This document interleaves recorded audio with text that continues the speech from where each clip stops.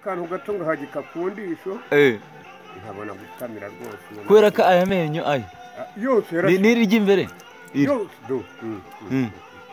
yashizemo aranyeganyega none murumva ubu rero nabikubwira ukagira ngo ndabeshya ntabwo nakubeshya pe ni ugutanyura akantu gato ahubwo akanyama nishimira isupu yawe agasupu niko winywera abandi nkabwira ntimwirire bavandimwe banjye dore uko mbaye nuko ariko Imana ishimwe yakomeje kukurinda yakomeje kundinda none amenyo nanavamo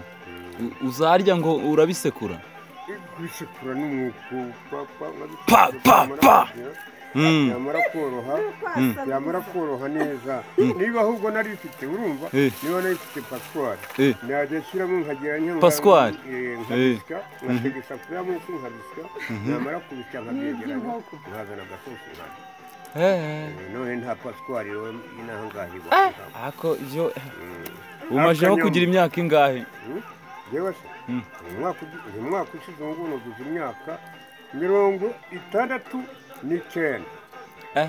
69 niyo pe buriya yodefu we